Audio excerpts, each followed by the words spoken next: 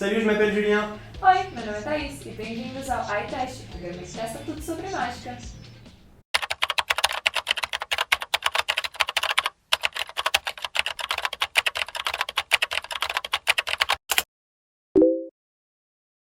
Salut, c'est vendredi.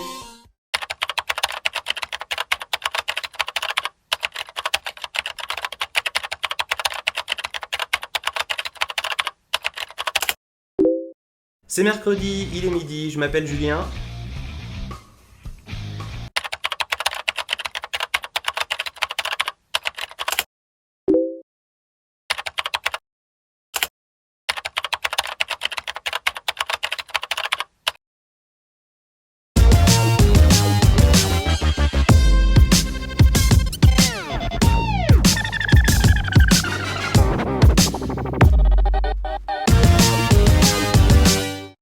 Salut!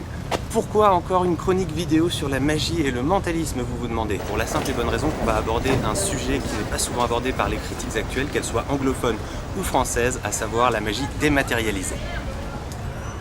Que l'on aime ou pas, la magie dématérialisée prend de plus en plus d'ampleur dans notre domaine, que ce soit sous forme de PDF ou de vidéo, et ça a ses avantages et ses inconvénients. Bien que je sois un éternel amoureux de l'encre, du papier, des choses physiques qu'on peut toucher, il faut quand même admettre que pour les jeunes créateurs, un e-book, c'est quand même s'acquitter de tous les problèmes d'impression. Ça permet d'éditer rapidement tout leur tour, de partager avec le monde entier leur créativité, c'est génial! À côté de ça, un PDF par exemple, ça n'empêche en rien de pouvoir finir potentiellement en papier, en édition physique, comme par exemple Arithmatique qui a publié Cri Mental, sorti chez CC Éditions, ou encore Prédilection de Stéphane Olszewski qu'on peut retrouver chez Marchand de Trucs et dont vous pouvez retrouver les critiques chez Magitest. Qui dit PDF dit électronique mais ne dit pas forcément pas de papier.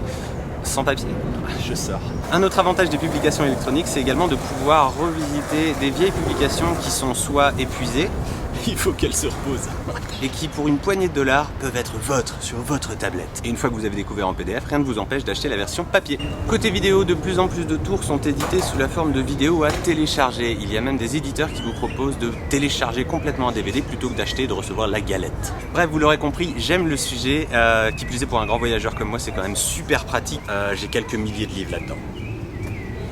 Légalement acheté, promis juré. Chaque produit critiqué a réellement été testé, réellement testé. Ça veut dire quoi? Ça veut dire 10 fois minimum, en public, devant des gens que je ne connais pas, dans des conditions professionnelles, répété.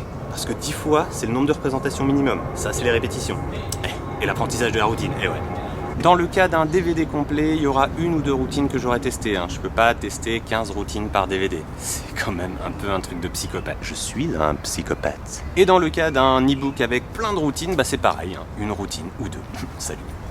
Sans plus attendre, entrons directement dans le vif du sujet et c'est parti pour iTest. Lacuna, c'est quoi? Lacuna, un chef-d'œuvre en 2 temps affiné pendant des années de performances en public par Brandon Quinn, mentaliste et hypnotiseur. D'abord, vous lisez leurs pensées, puis vous l'effacez. La présentation vend du rêve, donc iTest. Pour 19,95 $, on a 2 vidéos. Une vidéo de 37 minutes avec une démonstration complète de l'effet, des explications et des subtilités. Une deuxième vidéo avec 6 minutes d'explications et de subtilités, le tout agrémenté d'un PDF, je vous le donne en 1000, avec des explications et des subtilités. Côté technique, c'est relativement facile à faire. Le plus dur, ce sera quelques subtilités de langage et une énorme part de confiance en soi. Il y a 2 versions qui sont expliquées, une version gimmickée et une version un peu plus organique, comme disent nos amis anglophones. Le côté positif, c'est que cette technique met à la portée de tout le monde un effet classique de l'hypnose. En revanche, si vous voulez vraiment approfondir ce genre d'effet, je vous conseille personnellement d'apprendre l'hypnose. Le côté négatif de cette routine, en fait, c'est que en France, avec un public français, il y a de très fortes chances qu'une fois que vous soyez parti, l'illusion disparaisse en fumée. Il y a de très fortes chances que ça se transforme en tour de magie aux yeux du public.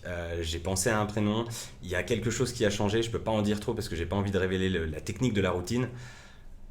Si quelque chose a changé, le magicien mentaliste a pu avoir fait quelque chose, c'est pas... De là à dire que le public américain est beaucoup plus crédule que le public français, ou moins chiant. C'est possible. Mon premier réflexe a été corbeille. Et je me suis ravisé, je l'ai remis sur mon disque dur pour plusieurs raisons. Après l'avoir testé, cet effet, je me suis dit ouais, ça m'a quand même donné des idées. Ça a fait travailler mon imagination. La technique était intéressante, même si elle est assez sensible en France. Et surtout, il y a une bonne partie sur le cold reading, qui en une question vous permet de cerner tout de suite la relation qui existe entre le spectateur et la personne à laquelle pense le spectateur. C'est assez intéressant, c'est une technique qui a été éditée dans un DVD de Oz Perlman et Brandon Quinn le cite comme crédit. Même si l'Hakuna ne s'apparente pas vraiment à la Hakuna Matata.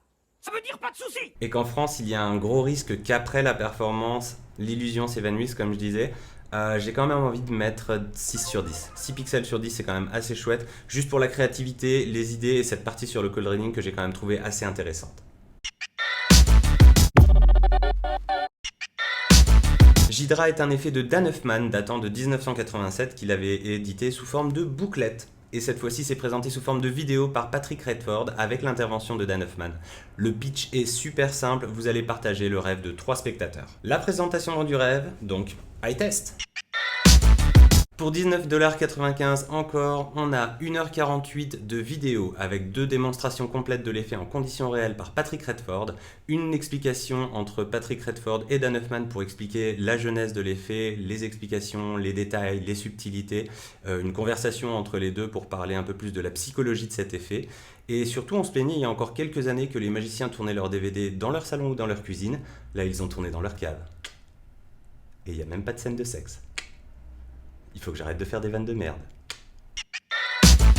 Côté technique, c'est assez facile d'approche. Il s'agit d'une adaptation de Mental Epic, un classique du mentalisme, avec un thème bien précis, une mise en scène bien précise, et surtout plein de subtilités qui vous permettent d'avoir 3 effets ultra forts plutôt que d'avoir 2 effets et un effet merdique avec une carte à jouer. Voilà.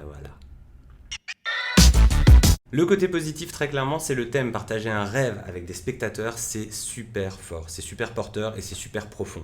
Vous savez que j'aime ce genre de choses quand c'est profond. Pas de vanne. Merci. Le trucage sur le bloc-notes est expliqué en long, en large, en travers. Ça prend 20 secondes à tout casser. Vous achetez un bloc-notes, en 20 secondes, vous êtes prêt. Ça se fait vraiment au débeauté, très clairement. Le change est parfait. Pour moi, tout est parfait, rien à dire. Le côté négatif de la routine, c'est que la routine est construite de manière assez linéaire, il n'y a pas de gradation, c'est-à-dire que vous allez deviner un rêve, un deuxième rêve et un troisième rêve. Il n'y a pas vraiment d'effet de surprise, il n'y a pas vraiment de climax, c'est le seul point négatif à mon sens, mais tout peut changer. Faites travailler votre imagination. Malgré les quelques critiques négatives sur le site marchand, moi personnellement j'ai vraiment adoré. Je pense qu'en fait les critiques négatives sont des personnes qui n'ont pas vraiment compris la puissance de l'effet, les subtilités, ce que ça a apporté vraiment à Mental Epic. Je leur conseille de continuer à forcer des cartes à jouer.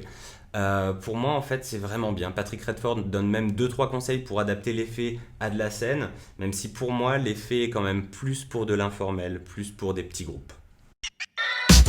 Pour moi, c'est un quasi sans faute, je vais mettre 9 pixels sur 10. J'aurais mis 10 pixels sur 10 s'il n'y avait pas eu cette construction linéaire et s'il y avait eu un climax à la fin.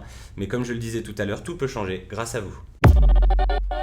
Un grand merci pour avoir suivi ce premier épisode d'iTest. N'hésitez pas à commenter juste en dessous si ça vous a plu. N'hésitez pas à partager, n'hésitez pas à liker, n'hésitez pas à me suivre sur Twitter. Je vous dis à dans 2 semaines. Ciao!